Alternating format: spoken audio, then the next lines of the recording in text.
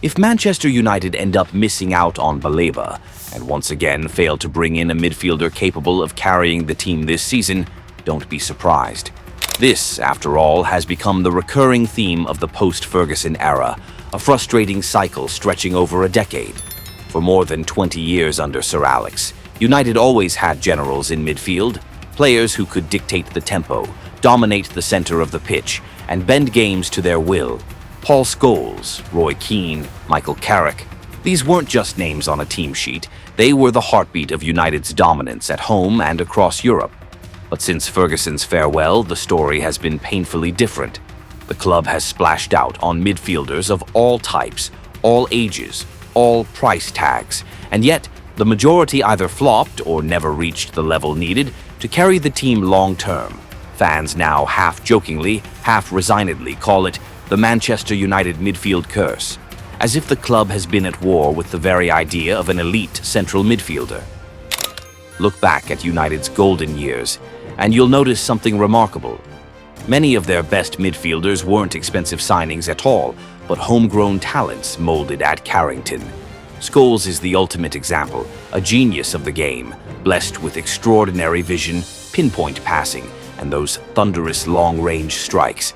He wasn't just a Manchester United icon, but a midfielder admired around the globe as truly world-class.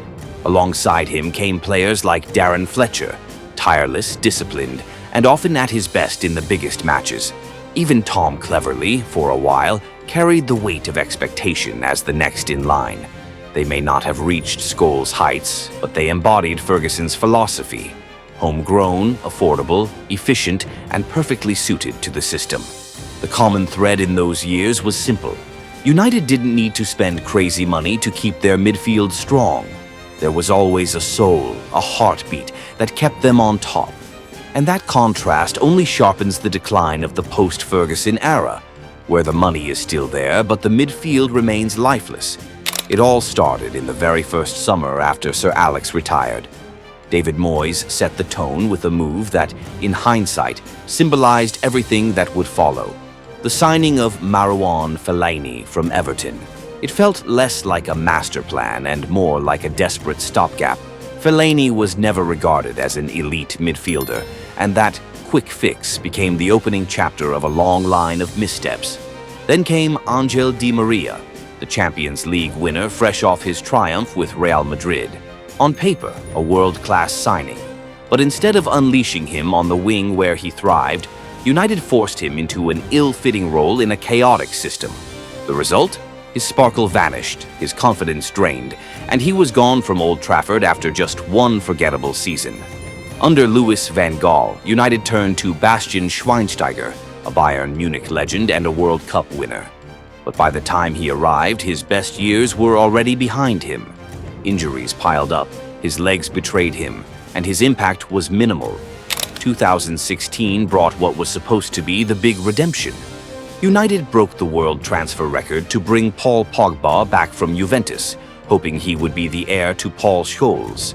But instead of becoming the midfield general they craved, Pogba flickered in and out of form, brilliant one week, anonymous the next.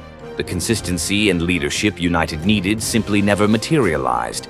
Nemanja Matic followed, a proven anchor at Chelsea, but in Manchester he was only a shadow of his former self. Slower with every passing year, he gradually faded away. Most recently, there was Casemiro. His arrival initially felt like salvation. In his first season, he raised the standard, brought authority to the midfield, and helped drag United back into the Champions League. But the joy didn't last. Just 1 year later, age and declining fitness caught up with him, and instead of being a solution, he became part of the problem. One by one, the pattern is clear. These were world-class names, legends of the game, but United either signed them past their peak or placed them into unstable systems where they were doomed to fail. And so, expectation after expectation turned into disappointment, feeding the belief that Manchester United are cursed when it comes to finding a truly world-class midfielder. It hasn't just been the big-name stars past their prime who have let Manchester United down. Time and again, the club has also placed its faith in players at the very peak of their careers, signings meant to be long-term pillars of the team. And yet, Those too have ended in disappointment. Ander Herrera is perhaps the brightest of this group. Energetic, tireless, and fiercely committed, he even stood out as United's best player in certain seasons. But in truth, Herrera was never more than a diligent warrior, a reliable soldier, yes, but never the kind of world-class midfielder who could control games at the very highest level. The story of Morgan Schneiderlin is even more frustrating. At Southampton, he was one of the Premier League's most admired midfielders. At United, he completely lost his spark, fading into obscurity before slipping away without leaving a mark. Fred, signed from Shakhtar Donetsk, arrived with the promise of being a relentless midfield engine. But across several seasons, he remained stuck at a level of good, but not great. Hard-working, useful at times, yet lacking the consistency and authority to truly dominate against elite opposition. Then came Donny van de Beek, a Champions League sensation with Ajax during their fairy tale run in 2018-19. He was meant to bring creativity, flair, and vision to United's midfield. Instead, he became a ghost, mishandled by successive managers, plagued by injuries, and never given the platform to shine. Most recently, there's Manuel Ugarte, a young talent with plenty of potential, but one who has struggled to adapt to the intensity of the Premier League. So far, he's shown little sign of becoming the kind of midfield anchor United desperately need. The irony is painful. These weren't veterans in decline. They were players in their prime, signed at an age when footballers are supposed to be hitting their peak. Yet none of them proved capable of lifting Manchester United to the highest level. And so the paradox deepens.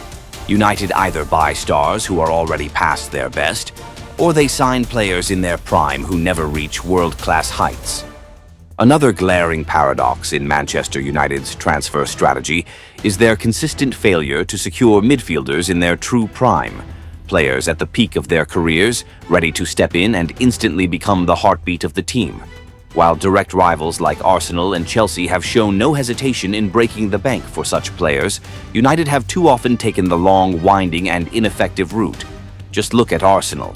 They didn't blink at paying over £100 million for Declan Rice, and the reward was immediate. Rice became the leader of their midfield, a commanding presence who brought both stability and authority.